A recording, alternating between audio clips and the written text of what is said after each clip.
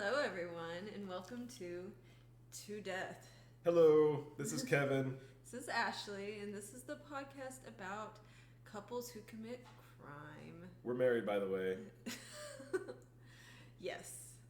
So, we kind of came up with this podcast because we were talking about when we discuss crime. I'm very into crime. I don't commit crime, but I'm very into it.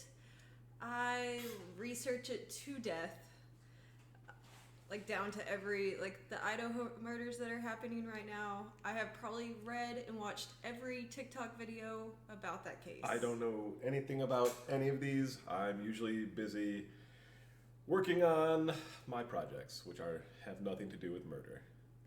But it's interesting because when I tell him the stories that I'm interested in at the time, he asks very thoughtful questions and brings a little bit of a different perspective. That is debatable. So, we thought maybe people would be interested in hearing that. Remember, this is not a podcast that is about facts or investigative journalists. This is just two people telling stories. So, if you're interested in that, keep listening. It's about facts. We're trying to... Look, I try so much. It's not like we're making but things up. I'm not making anything up, but I am obviously just found this stuff on the internet. If you want super factual coverage, please go see Phoebe Judge in Criminal or Dateline. But if that's not what you're into and you're into just two people telling stories, stick around. Alright, so I thought a lot about this first case that I was going to do because it was just couples in crime, which is a lot. So... Alright, so what's the first case? Okay, tell me if you've heard about it, okay? I guarantee you I haven't. The kidnapping of Jaycee Lee Dugard. Dugard. So it could be Dugard, but I think Not it's Dugard. Not the family with the kids. Not Duggar. Okay, No. gotcha. Believe that's for another podcast if you want to get into really? that. Is there a thing? Do they have a thing? Oh. They have like a murder thing? Not a murder thing. Oh, okay. Maybe worse than murder? I don't know. I I guess it's okay. very subjective what Yeah, you think, but it's pretty terrible. We'll talk about what's worse than murder later. It's pretty terrible. Yeah. Like, their oldest son, Josh, is really a piece of shit. Is pretty much what it comes down to. Yeah. And they didn't do anything to dissuade that from happening. I'm just going to take your word for it that this guy's a piece of shit. We'll get there, I guess. So, have you ever heard of that? The disappearance of Jaycee Lee Dugard? No, I don't think so. Okay. So, first of all, I got all of the information I'm about to share from the one and only Wikipedia. I threw them $5 their way. Really? Because they deserve it. You actually gave them money? Yes. I think I did They a long really time need ago. it, and they deserve it. When they had the little bar at top when they're trying to reach the goal. Well, that's what they did to me. Yeah. They talked They me got it. into it because... The bar's always so close, and you feel like you could have them. I got some information from them, so I just gave them some money because Good for you. I read them all the time. Good for you. I also got my information from a website called criminalminds.fandom.com. Criminal Minds. Isn't that a movie? Yeah, it's a TV show, I think. Criminal Okay. Minds. Oh, it was a movie too. Maybe I'm thinking of a TV show. Anyways, sorry. Anyways, we don't know what we're talking about on that. But and then a website called standardnews.com. And then I also watched a really fascinating Barbara Walter interview with Jaycee Lee Dugard. I need to be consistent how I'm saying her name. Yeah, you got to pick one. I think I'm gonna go with Dugard. Just pick one. I'm gonna go with Dugard. So Barbara Walters did a interview that was really great with her. Which, spoiler alert, I guess that means you know that she survives and is alive today. So anyway. Are you ready? I'm down. Let's go. Okay. So, this kidnapping takes place in 1991. So quite a while back. So 11-year-old Jaycee Dugard was walking to her school bus. This was June 10th, which I'm kind of like, why was she in school on June 10th? But whatever. I guess some schools do go far into June. This took place Sure. Yeah. When I was in school up in Michigan, we went pretty late. June 12th, I think, was one time. June 10th, 12th, usually like 8th. Oh, see. Especially back then. I think they made it. I think they changed it like when it got later to like May. But no, June happened. We were in school in June for sure. I always go to school in May. I cannot even imagine. Well, we being started school in September. June. Oh, we always started in August. So Yeah. whatever. But they changed it. That was a long time ago. Anyway, sorry. Yeah. So we have 11-year-old girl, right? 11-year-old Jaycee, and she's walking to school. She's walking to school. So her family had just moved to Myers, California that year. Her family had moved there. Her family, let me tell you, was her mother, her stepfather, which in interviews I read and some research, her and her stepdad were not very close. And actually, her biological dad did not even know he had a child. Oh. So, Okay. and once he found out, I think he kind of wanted nothing to do with her, which sucks. So she also had a little half sister that was a baby when this happened. Mm-hmm. So she was walking to school to the bus stop, and her stepdad, Carl Probin, was actually out in their front lawn as well. Kind of, not there to just watch her, but was like working in the yard. He saw this take place. So Jaycee was walking toward the bus stop. A car came and basically cut her off and grabbed her and pulled her in the car. Okay. My first thought immediately is that this can't be random. Okay. I mean, for sure. They obviously were watching. Because that's like those are the horror stories that they like, the fright scares, like the fright scare stories they play on the news, like where your children are and stuff, like, which is, of course, you need to pay attention to that, but I feel like most of those aren't just like random people picking up kids left and right, like we live in some kind of like Mad Max nightmare scale. I'm sure that happens and that's terrifying, but I'm something tells me most of those are probably planned by people who maybe don't know the kid or like family, but at least have been like watching the kid for a while or something. You know what I mean? So anyways, I'm sorry. No. Please, this is what we're here for. So I recently heard a statistic. Only about 15% of, and this pertains specifically to murder. Only 15% of murder cases happen by complete strangers. Right. So you're most likely to be killed by someone. You know what? I might not be just making this up, because this is you threw out that statistic, and of course my natural reaction as a husband is to go, no, you're wrong. But I was, about the murder thing, I'm sure that's right. I don't know about that. But what I was thinking is, it was the 1% is strangers, are the strangers because of that FedEx murder, kidnapping thing. Yeah. So I remember reading about that. I forget, you might know, the girl who was killed by the FedEx. He was contracted by FedEx, I believe. Right. Or UPS. I can't remember which. I'm thinking. I'm pretty sure it was FedEx. I just remember that in my head. Like, that company's going to get a lot of bad rap for that. Yeah. And I remember reading an article and it said that only 1% of kidnappings are done by strangers, and it's almost like 99% of kidnappings are done by relatives. That sounds. I mean, like when you get the Amber Alerts. This is where we're saying, like, the whole fact thing. We're trying to be accurate, but we are not experts. So please fact check us, because we are not trying to say that we are 100% correct. But anyways, I'm almost positive it's 99% of kidnappings are done by at least people the kids know. I mean, that really makes sense. Every time I see the Amber Alerts, I always assume, it's probably by someone they know. And it usually is. But in this case, bunch of jerks. Let's keep watching or listening. Not watching. You're not watching. You gotta get the little crime helmets, the child alert helmets they had in South Park, like when they started being paranoid of everyone abducting their child. So they have the little radars, so everyone has their little tracker devices. Actually, we have that now with like. We have that on our kids. That's true. Like, we have it now with the Apple tags or whatever. Yeah. All right. One day we're gonna start putting like subdermal chips in our kids. I wouldn't be totally against that. I'm not gonna lie.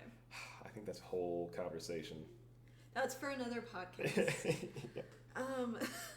So, in an interview, she, from her perspective, Jaycee Lee talks about, I just called her Jaycee Lee. I don't know if she wants to be called that. I'll just call her Jaycee. Jaycee talks about that before this happened, when she was walking to school, all she was thinking about was a field trip that she was about to have. Like, the last summer field trip, she was going to go swimming. She was going to ask her mom if she could shave her legs for the first time. It was like, that was all that was on her mind while she was walking to that bus stop. She says that from her perspective, what happened was she heard a car pull up next to her and the window rolled down. She assumed that someone was going to ask her for directions. And when she started to look at whoever it was rolling down the window, all she felt was something that hurt, and she passed out and woke up in the back of a car. What they finally realized what happened was they tased her. So once she was tased, she passed out, woke up in the back of the car. All right, so she thought somebody was just pulling up to ask her for directions. She's 11 years old. She's this person 11 years comes out and tases her and pulls her her in. She has no opportunity to really scream, to fight, to do anything. Just so all the people who are listening to this, who are probably two, who are mad about my 1%, it's 25% of kids are by strangers. That's crazy. I swear I just read in that FedEx article because they were trying to calm everyone down. They're saying, "Hey, everyone, don't worry." Maybe that's what that was, the FedEx PR team. Like, it may have been. Like, yo, it's usually not strangers. Don't worry about it, guys. Don't worry about the FedEx man. Right. Like we're. I don't know. But okay, so apparently a quarter. That's kind of scary. That's super. I was scary. more comfortable with it being people that you know for some reason. Now you wonder why I'm so paranoid about letting the kids go anywhere without me being able to see them at all times. Believe me, I get you on that. 100%. I am terrified all of the time. So because of stuff like this. All right, so girls Jaycee's, tased, get pulled in the car. So Jaycee's stepfather actually witnessed this whole thing. He From, like, saw how it far away? happen. So I don't know. I couldn't find how far away. Like, was he like way down the street, was it right? I don't know. I really don't know. All it says is he got on his bicycle that was out in the front and tried to chase them down. Okay. This is 1991, so he can't just pull out his cell phone. 1990. No cell phones back then. Well, not easy ones. I'm gonna say that not he one you're probably having didn't on your bike. Yeah. I'm gonna assume he probably didn't have one because not many people owned cell phones back then. Right, unless you were super rich. Unless you're super rich. Super important. These people were not super rich. They were probably easily middle class. Driving your dope BMW convertible. And actually, because he is the one who witnessed this kidnapping, actually the police thought he was the one who kidnapped her at first. That he was making this all up and he may have murdered her. But luckily for him, that was dispelled because Jaycee's bus was coming right down the street and actually several of her friends saw the kidnapping take place. So good for him because he probably would have been the number one suspect. Great, because that actually answers my question about that is how do we know that he's even telling the truth about the whole bike thing? So there were several witnesses is what happened. So he's got the bus driver and several of her friends on the bus. Some alibis. Yes, and they all saw what happened, so they were able to give a pretty accurate description to the police of what actually took place that day. Which is good because then they were actually looking for her instead of looking at the stepdad. So that was pretty fortunate. That is fortunate. So now let's That's take crazy it. though. It's nuts. To see your kid, stepkid or whatever, just get pulled into a car and just drive away. And you try to chase them, and I don't believe he got the license plate of the car because everything was happening so fast. Sure, of course. I can't imagine trying to memorize what do you do? information. That's nuts. That's I have nuts. no idea. I mean, obviously you have to go back home and pull up your phone off your wall and dial in 911 and report it as fast as you can. But by that time, this person's miles long gone, away. and you didn't even get a description of the people. All you know is it's just terrible. So we're gonna break a little bit in this story and talk about two other people that are gonna come into play in this story. These real piece of work's name is Philip Garrido. He was born in 1951 in Pittsburgh, California. Didn't know there was Pittsburgh, California, but there is. Oh, there's everything. He actually grew up in Brentwood. There's a Paris, Texas. If there's a Paris, Texas, there's everything. Because why would Texas want a Paris in it? That's the last city that Texas would want is a Paris. And if that exists, then there's an everything. All right, I'm sorry. I digress. So this Garrido guy, he was pretty ridiculous. Garrido? Garrido. Yes. So from California. So he was what they call back then as a druggie. He was addicted to crystal meth and LSD. Sure. He was doing crimes all over the place. So in 1972 was his first big thing that he was arrested and charged for. He sexually assaulted a 14-year-old girl. That's not good. The case actually didn't go to trial because the 14-year-old decided she did not want to testify, which sucks because I can totally understand her. So can't that being a minor, the parents be like, no, we're testifying on your behalf because you're our responsibility? Like, So is that not a thing? possibly this was also the 70s, and as another podcast I listened to says, fuck the 70s, because a lot of shit was not great in the criminal justice system. That just doesn't sound right to me. Like parents also are like, man, it's all good. Yeah, so this is all the information we have on that crime. I'm not saying that that's what the parents said. I'm just wondering what the hell happened there. Yeah, I didn't really go too far into that, just to paint a picture of what a piece of shit he was, is what I'm trying to do. Yeah. So in 1973, Garrido married his high school sweetheart, Christine Murphy, and he was, again, an abusive asshole to her. He actually, Murphy, the ex-wife, which, spoiler alert, they got divorced because he was an abusive asshole. Murphy said later that Garrido actually kidnapped her when she tried to leave him and wouldn't let her go. So terrible. Yeah. In 1976, so this is only like 1972 to 1976, not that long, Garrido actually kidnapped a 25-year-old in South Lake Tahoe, California.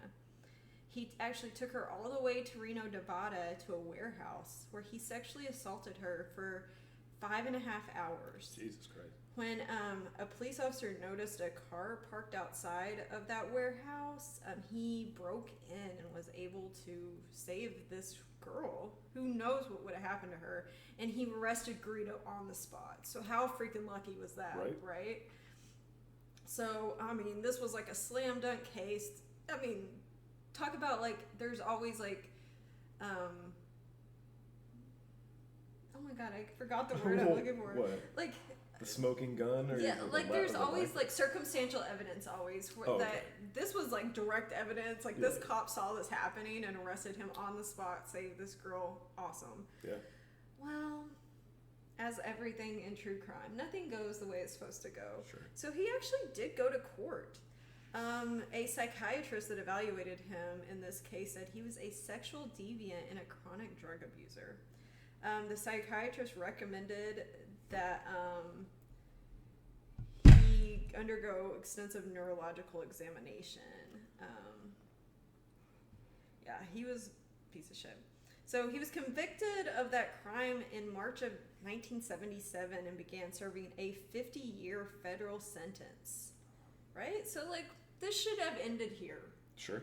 This guy should have been in there for 50 years, got out when he was an old-ass man, or died in prison, because we all know people in prison hate people who sexual assault people. I've seen it in the movies. I guess it's real. Well, that is not how that works. I've also heard about Prison Mike eating gruel. I'm not sure if that's real. Yeah. I mean, maybe. I don't know. I've only watched Orange is the New Black and Wentworth, so those are my references. They haven't got me yet. So basically, he actually got let out of prison early for good behavior. Like, how long was he in? So it says that he was out by 1981. Okay. So like less than 5 years. Less than 5 years. This guy had a 50-year sentence for aggravated kidnapping and sexual assault and was let out early. Because this happened in, like, you said 76, 77 or something like this? It did, like, late 70s, early 80s. Okay. So this is when he was convicted. Thanks. So, sucky. Well, while he was in prison, let's talk about another awesome person. I'm totally being sarcastic. But he met someone named Nancy... Drew. Oh, not Nancy Drew. Don't do that to her. Nancy Bokingra. I am totally butchering her name, but Bosingra? I don't know. I don't know. So he met this woman while he was in prison. It looks like Boco Negra. I don't know. We're going to call her Nancy. We don't Okay. care about her last name. She's a piece of shit, too. So we don't care. So while he was in prison, he met Nancy. Nancy was there visiting another prisoner who happened to be her uncle. I see. They met, fell in love. It was meant to be couple. So they were like just in the common like meeting area and like met each they're other. just sitting next to each other and. Yep. So they actually ended up getting married. I find that situation itself. Can we talk about that situation just for a second? Like you're in a prison, like you're there meeting your uncle and like for whatever, you know, and then you just meet some dude that's in prison and you fall in love with him. Like, why would you do that? So I would like to say that surprises me, but being the true crime aficionado I am, I know that. Like, where's the future? I know that Scott Peterson. Like, isn't that like the whole goal often is like finding a future in somebody and like. So some women seem to have this thing where they can save people, they can make people better. Oh no! When Scott Peterson, the guy who killed his wife and you can't change anybody. infant son, he's gotten, apparently when he got convicted of killing his wife and unborn son, what? he got so many letters from women trying to date him and What? marry him. Like, it's nuts. This is insane. It's a good total crazy Don't date phenomenon. murderers. Please don't, but people will, because people are crazy. I mean, just like a self-defense thing and like a court trial goes wrong and like, I mean, maybe there's a gray area there, but in general, I'm going to say the rule should be don't date murderers. One would think that would be really easy not to do, but you know what? I guess you do you, right? Can't tell people what to do. So they got married actually while he was in prison. 1981. So, he actually got released in 1988. My bad. I said 1981. He got released in 88. He got married in 81. Okay. So, he was transferred to a parole system in Contra Costa County in August 26th of 1988. So, he's out on parole. Okay. I'm so sorry I keep saying I just realized how much I do that. So I will not. Well, there's two things you're not supposed to do. I believe you're not supposed to say and then you're also not supposed to apologize for well, I just and like draw attention both to of those. Yeah, it's okay. Look, it's our first. It's my first time. First run, so you're allowed to make all the mistakes you want, but don't do this again. Okay, I will try not to. Just joke. So as a parolee, right, he was monitored by a GPS tracker on his ankle. Okay. He got visited by parole officers quite often. He got drug tested randomly, all the stuff you do when you're on parole. Sure. So, you know it's not good because these two have already been introduced in our kidnapping story. Yeah. So one can only put two and two together. These assholes kidnapped Jaycee Dugard. So we know that for a fact. We know that for a fact. That's something you can say. That is factual. They have been convicted of it. Jaycee has told her story to Barbara Walters and written her own book about it. Didn't she just die? All this. Barbara Walters. Didn't she just no, die? That was not. Was that Barbara Walters? I think it was. You know what? You're right. It was Barbara Walters, but who are you thinking of? So I'm thinking of Diane Sawyer. I've been saying Barbara Walters this whole time. Jaycee did a interview with Diane Sawyer. I'm Not so sorry. Barbara Diane Sawyer is very much alive. Please don't start that rumor. No, Diane Sawyer's fine. I think it's Barbara Walters. Fine. Barbara Walters died. Yeah. Yes, you're right.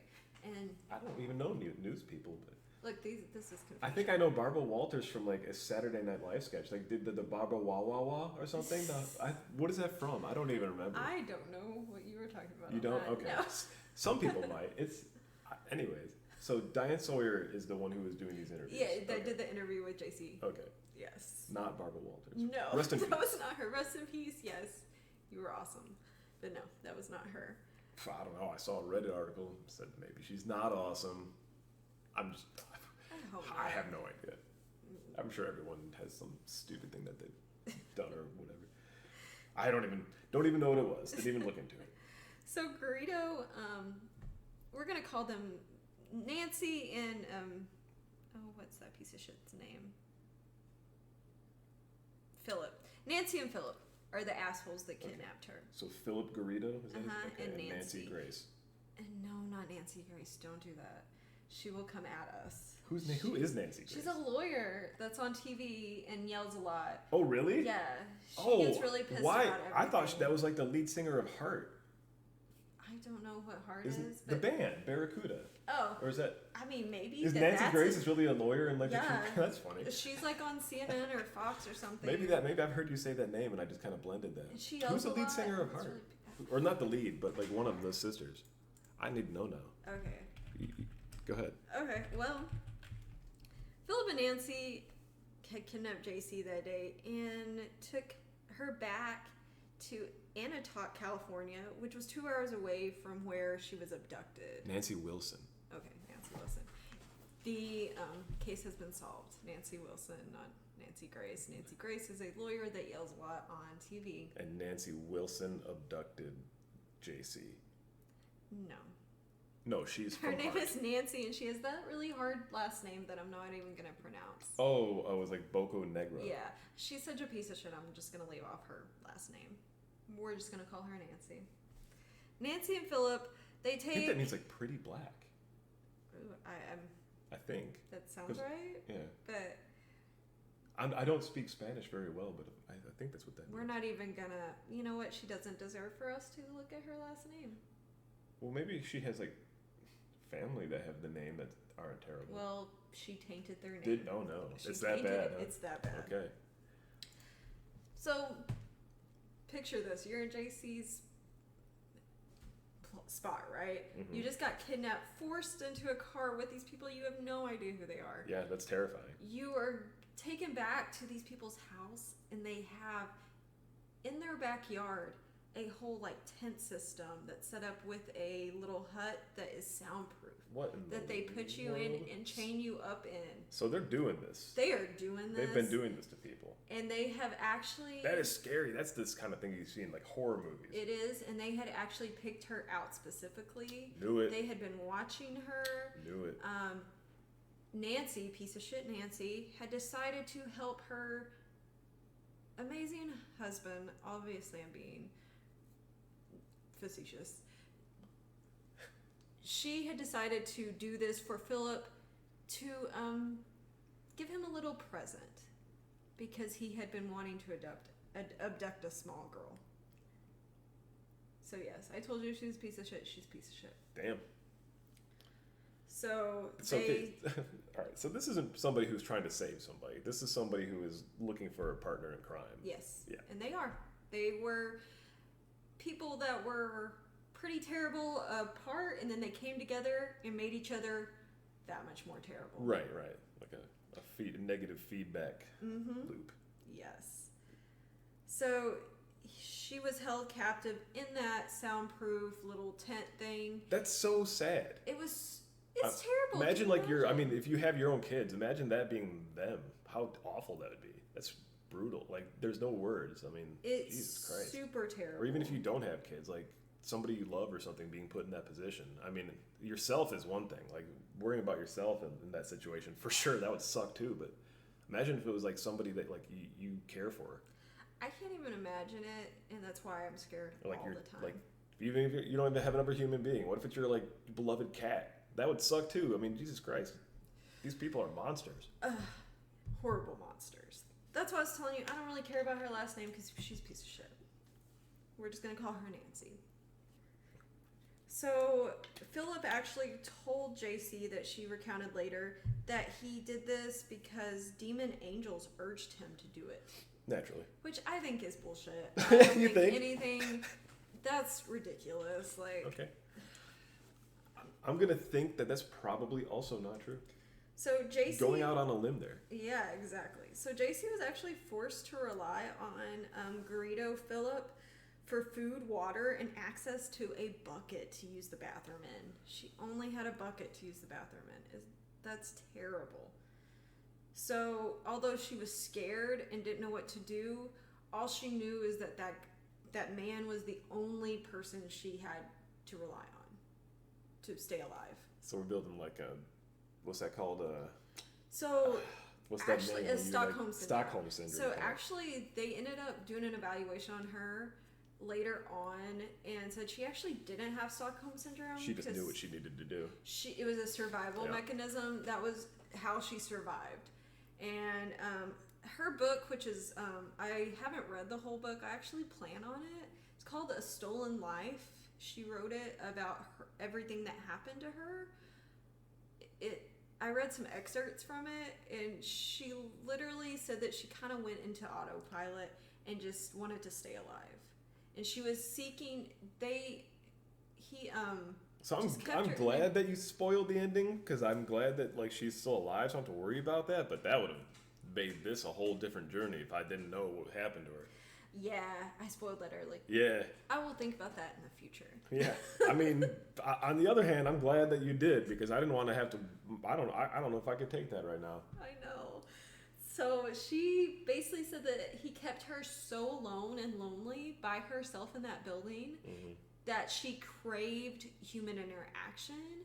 So that he would come in. This is making me sad. We shouldn't do kids. Kids are sad. I know. It is. It's really sad. Yeah, that's a bummer. I didn't say it was a lovely story. Yeah. It's a terrible story. She says in her book, or actually in her interview with Diane Sawyer, she says, after a while I told myself that I couldn't cry anymore. And so she stopped. Can we do stories about murderers who are like also like dog abusers, so like we can just feel good about all of the things? We'll do some fun, like not murder. Can we do some funny murders? There's no funny murders, unfortunately. Bummer. We'll do some other stuff besides murder, I promise, and not a lot of kids. We're gonna try not to do kids. Kids make it sad. This is nuts. So basically, starting what happened, on a sad note. I know. So basically, what happened is at least she lived. He keeps her hidden in there. He has her handcuffed, and I'm so sorry. This is about to get so much worse. He starts sexually assaulting her almost every day. Oh God. It's basically all the time. This is awful. This is why I don't do true crime. He's basically awful. Yeah. It's what is awful. Wrong with you people? He's basically like just sexually assaulting her. He brings her snacks and food and the bucket to go to the bathroom in. But other than that, he starts coming and telling her stories, trying to act like he's her friend, which she says, that she was so lonely that a lot of times she would talk to him because it was basically she was surviving and she was doing it the only way she knew how. He would taunt her by giving her kittens, and she would get attached to those kittens and they would get older, and he would take them away and never bring them back. He was so terrible to her. She says that she had a journal that she just started writing in about what was happening to her every day, and she would sign it Jaycee. I'm a little surprised how a journal was kept in this situation. He allowed her to have it. What? To write in. And she says that he found it one day, and he was not so much mad that she was writing a journal, but he saw her write her name Jaycee and told her, that is not you anymore. You are not this person. If I ever see you write Jaycee, terrible things are going to happen to you. I'm going to go kill your family. You are not Jaycee. So basically she had her name taken away from her, and the name that she picked for him to call her was Alyssa.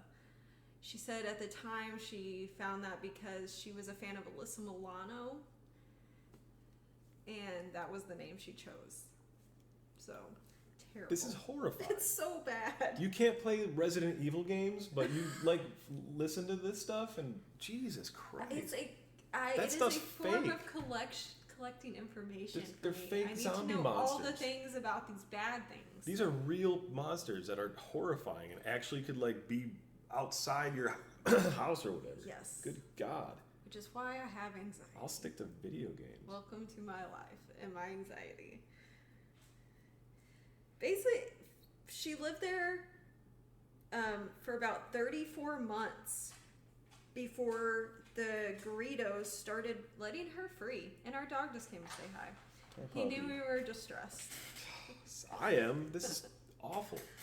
So after 34 months, Hey, buddy. they started trusting her enough to let her out of her handcuffs and actually come into the house. Okay. Okay? No, you cannot be in my lap. I'm so sorry, sir. Can you come in my lap? I need somebody right now. So at this point, she was kind of living like a part of the family. She would still go out in the tent to be there, at night and for most of the time if they were out somewhere. She says that Philip Greedo would come over some nights and have drug-filled binges full of methamphetamines where he would sexually assault her and then afterwards cry and then apologize to her. It was very confusing for her because, think about it, she was, at this point maybe like a little over 12, maybe 13 when this was taking place, so I can't even imagine how confusing that was. Well, this is about to get worse, so buckle up. On August 8th, 1994, she had noticed that they were kind of forcing more food on her and actually They're not caring gonna try to more eat her. about her well-being. They're trying to fan her up and eat her? No. I mean, that's the only way this gets worse. On August 8th, or not on August 8th, but in 1994, she was informed by them that they knew she was pregnant. Oh my God. And they were trying to take care of her to ensure that she had a healthy baby. On August 8th, 1994, Jaycee was forced to give birth in the shed where she was held captive. She went through 12 hours of labor alone before the Greedos gave her some codeine that they had to try to help her pain. And then Philip Greedo birthed the baby, unwrapped the umbilical cord, and actually saved the baby's life by doing that because he had read how to deliver babies. He had studied this and he was ready to go. So she delivered this baby on August 8th, 94. She says that This is like what happened in True Detective. Not really exactly that, but like that level of nightmare. yeah, it's terrible. Like the first season, not the other stupid ones. Not the stupid one, the good one, the only one that counts, really. So, in her interview that I watched, she basically said that, the labor process was scary. She didn't even really know about sex. She thought when she got kidnapped that sex was just Ken and Barbie laying next to each other. She had no idea, no one had talked to her about it. So the childbirth thing was way out of what she knew what was happening.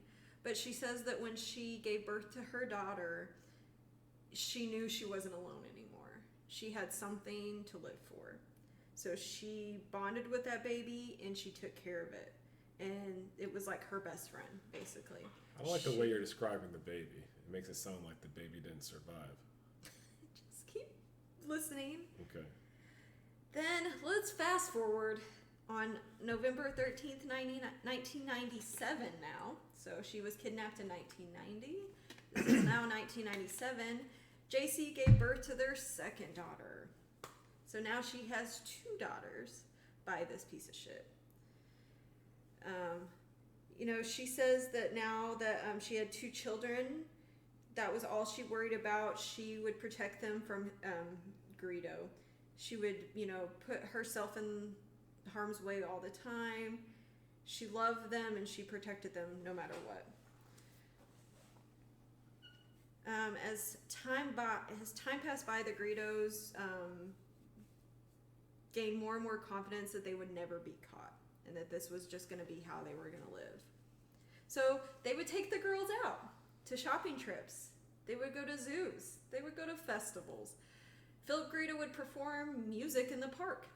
He's actually pretty good at guitar, and he would go play in the park while Jaycee, the kids, and his wife were there. We can't talk about like the history of the culture of this person's name, but we can say that this guy's good at guitar. Okay, he was terrible at guitar. That's it more was like it. Horrible. But it's funny because after all this came out and happened, and people in that area learned what was going on, they said that several customers at like restaurants around there remember seeing them. Greedo even started a print shop and hired Jaycee to work as a graphic artist for him, and she would actually make posters. He gave her a job, so they actually had customers, and people said that they remember talking to her, and she did great work, and they had no idea that she was this poor missing kidnapped girl. And I want to tell you something that makes me so mad. And I had kind of mentioned this yesterday. So I'm reading a book by Paul Holes. He is a awesome crime scene investigator. He was the person who basically led to the capture of the Golden State Killer.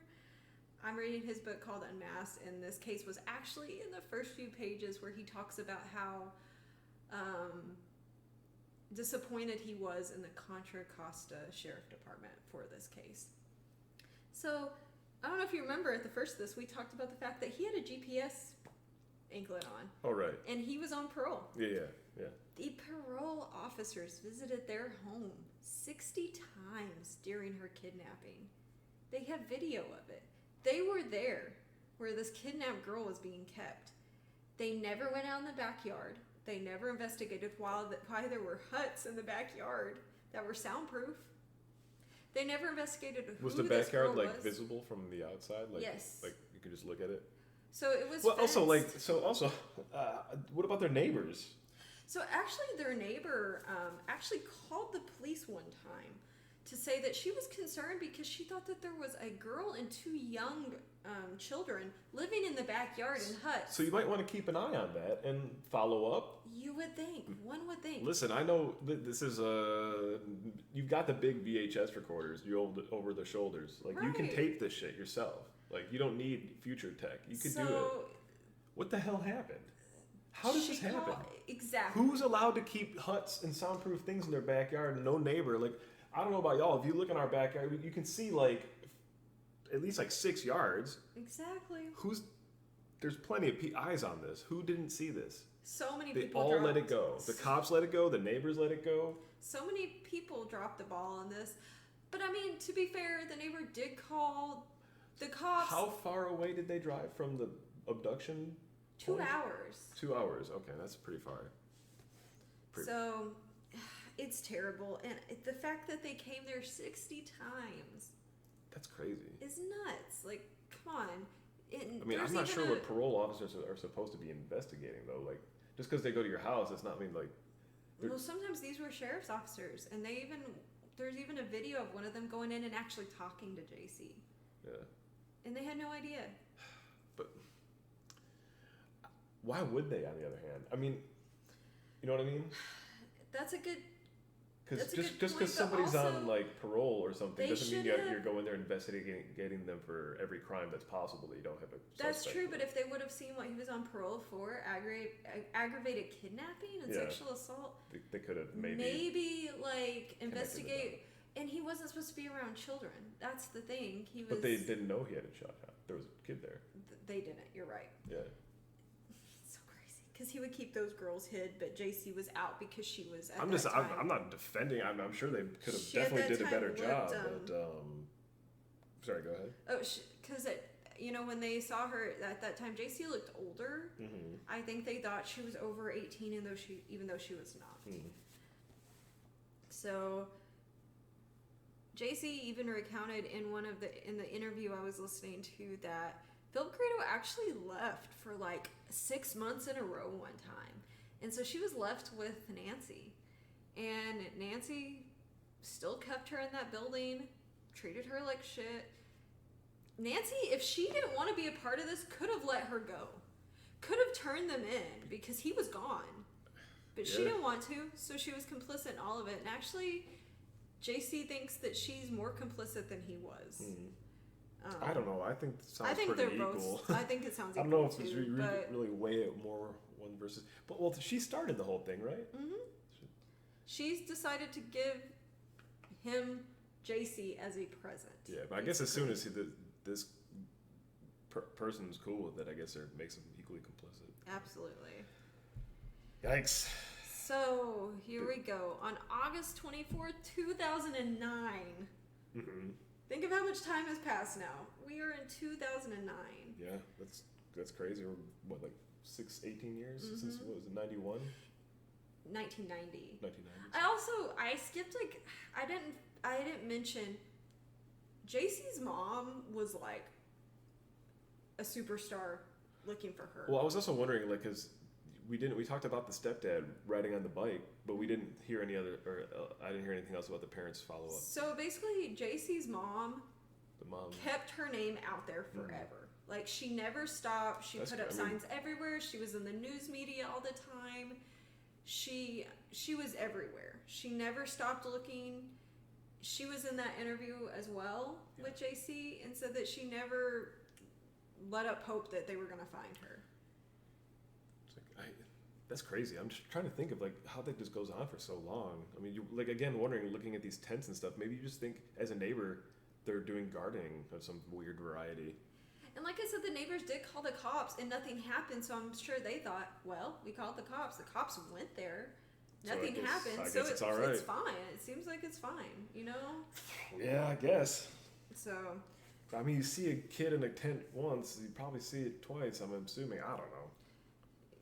Yeah, That's crazy to me. It's hard to say what they were thinking. I have a lot of questions. I have a ton of questions. So, on August 24th, 2009, Garrido appeared on the campus of UC Berkeley to distribute religious literature he had written himself with Jaycee and their 2 daughters. So he comes there, you know, giving out this literature. Now, this is where, as True Crime Obsessed would say, let the women do the work. 2 female police officers that were campus police noticed that the girls looked sick. They looked at these little girls and thought, something just doesn't look right. We don't like how this looks. And they actually ran a background check on Garrido. These campus officers. Right.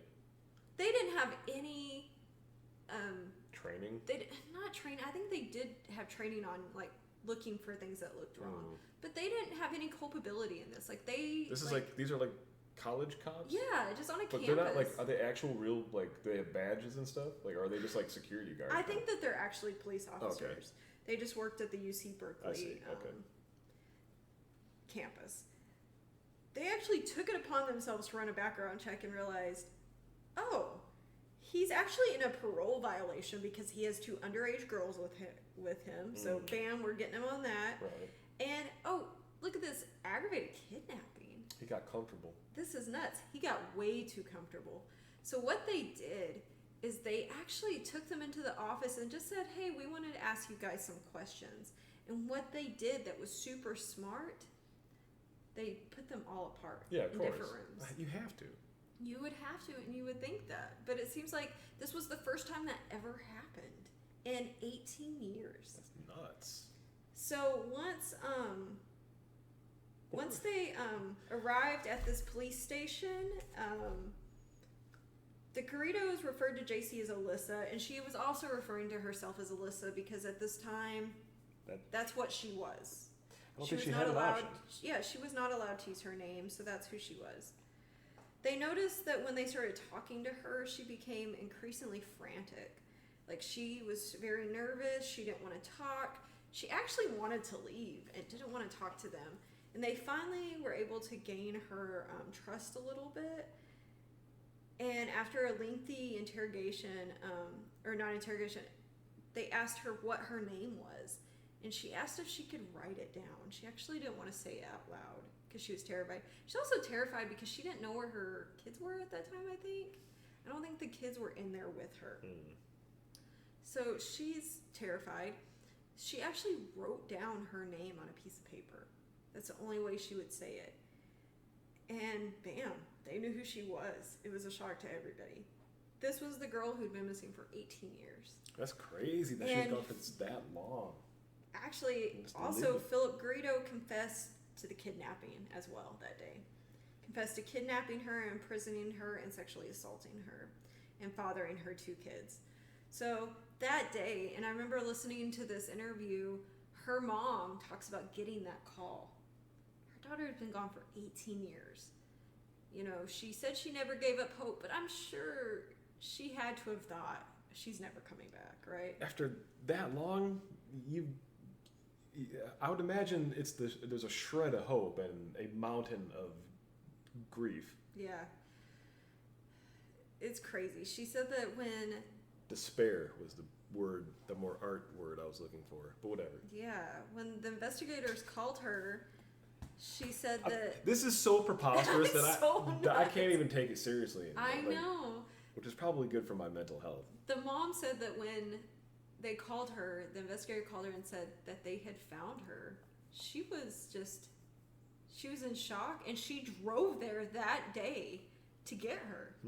She drove there, and they were reunited after 18 years. Jaycee and her mom, and Jaycee's 2 kids.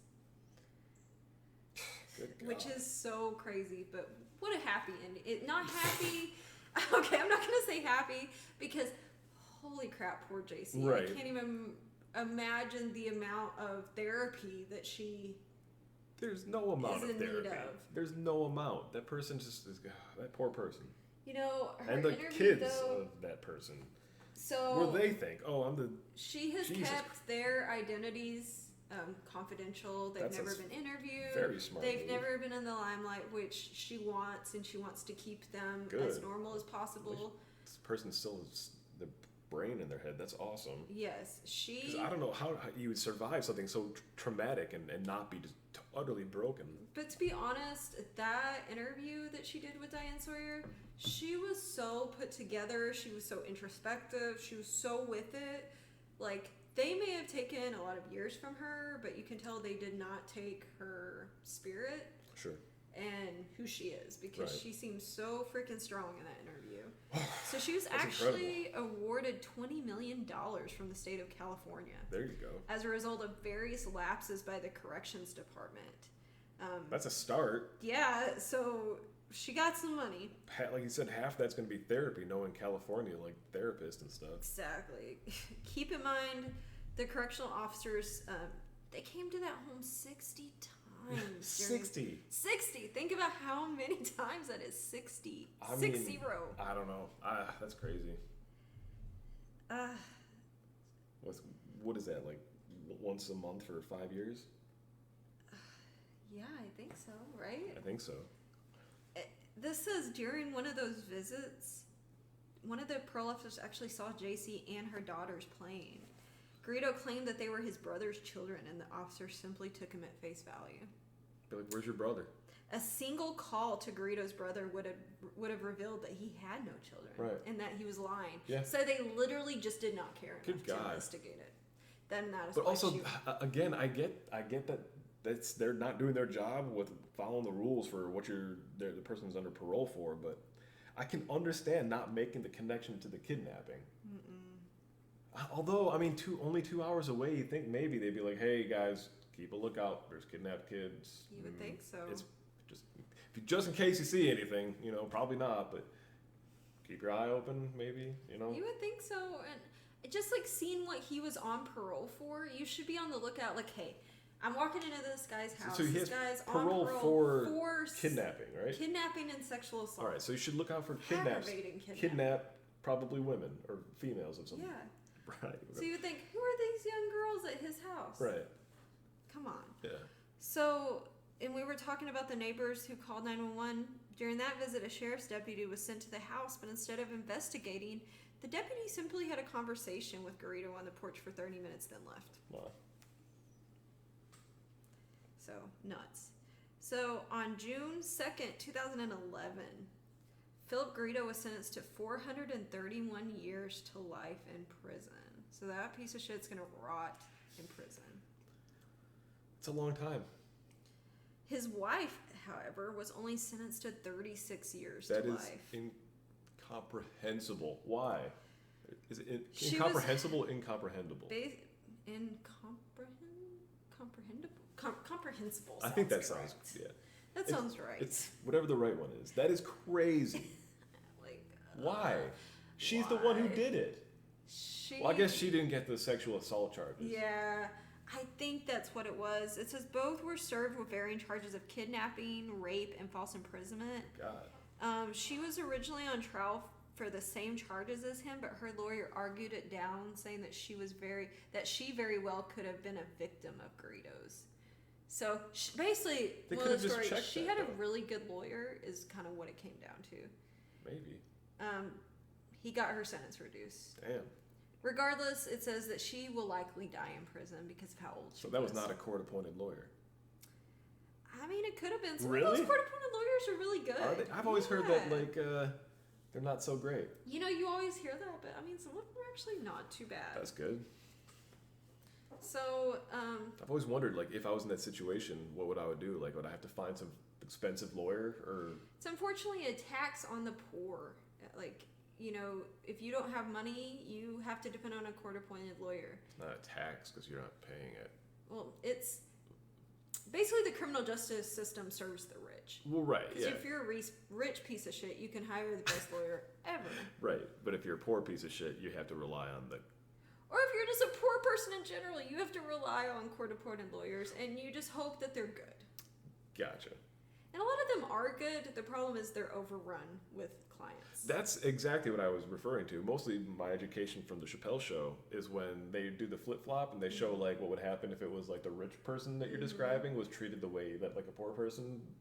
They're both criminals. Right. But they flip-flop their, like, the white-collar crime with, like, you know, selling, like, drugs or whatever. And it just showed, you know, it was, you know, the white-collar guy being treated not fairly, like no one should. You know, I guess everyone deserves equal treatment under the eyes of the law or whatever. I don't know. That doesn't happen. But You know, I'm a little bit rusty in my bird law, but I do believe that people should be treated equally. I wonder if anyone that listens to this podcast will get that. I don't Any know. Always Sunny fans in the house? Maybe No. not. Yeah, Who knows? it's fine. No one's listening to this anyway. Maybe not. Yeah. Our dog is actually not even listening to this. He's asleep. He's So tuned it up. But yeah, anyways, you know, just the lawyer with like a giant stack of like papers of like, Right. I'm sorry, I'm with a bunch of clients and they don't even remember who you even are or what your case is, and it's super sad. they run into your court, you know, room like 5 minutes late. Yep. You're just sitting there going. So, Watch The Wire. That happens yeah, often. I don't know anything about court proceedings or lawyerings or nothing. I don't know anything about anything. So take everything I say with a giant grain of salt. I was raised by The Simpsons and South Park, so.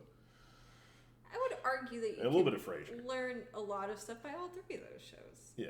I would argue that those are great shows to learn stuff from, but that's just me. Yeah. So those pieces of shit are gonna rot in prison. We're never gonna have to think about them again after today if you don't want to. Oh, and Star Trek, Next Gen. Also a great show to learn. That was a good one. Captain Picard is why I'm not a criminal. So Jaycee wrote A Stolen Life that was published on June 12, 2011, which I will be reading at some point. I read a lot of excerpts from it, but I really want to go back and read that. It's her memoir, and she's also using a good part of her settlement money that she was given to run a charity that helps both victims and families of similar cases to her own. So she's doing some good shit. Like, she's taking what happened to her and using it for good. She's not That's sulking. awesome. This person should win a medal. She really should. Why haven't they? Like a presidential medal or something. Like, seriously. We need to campaign for that. 'Cause Yeah. She definitely deserves it. Write your senators or something. I don't know. Write the people that do this. Who gives the medals? At the president? I don't know. Joe Biden? Who are the medal people? I don't know who the medal. If anyone knows who the medal people are, will you Write them. please email us? Let us know and we'll write them. Dear medal people, please give this person a medal. This is why. Yes. How could they refuse? Seriously, this person is a hero. It's just survival alone. She is amazing, and the fact that she came out so strong on the other end and was able to take care of her children so well and protect them and to where they can actually live pretty normal lives is pretty amazing. And a testament to who she was before she even ever got kidnapped. So, because, you know, some people could not have come out of that. So, that was our first case. That was the kidnapping of Jaycee Lee Dugard. All right, By that was piece terrifying. of shit burritos, Nancy and Phillips. Awful. I hated It it. was terrible. I absolutely hated it. I will try to find some lighthearted couple crime stories That's for not the what next people one. want to hear. Nobody wants to hear about lighthearted. Just run me through the ringer. By the end of this, I'll be a cold, crippled, Oh, you'll be me. emotionless, non-feeling. No, you'll just have a lot of anxiety about everything. I don't need that. I don't need that in my life. don't go look at those Idaho murders because you'll never be the same. No. I literally woke up last night and was like, is that the ones in the school or the yeah, the four kids that just got killed at the sorority fraternity house. or the sorority thing? Yeah. Yeah.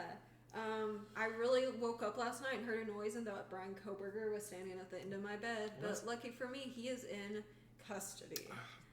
That's crazy. Maybe one day we will tell that story. It's not a couple story. Everybody knows about that guy. If I know about that guy, That's true. Everybody does.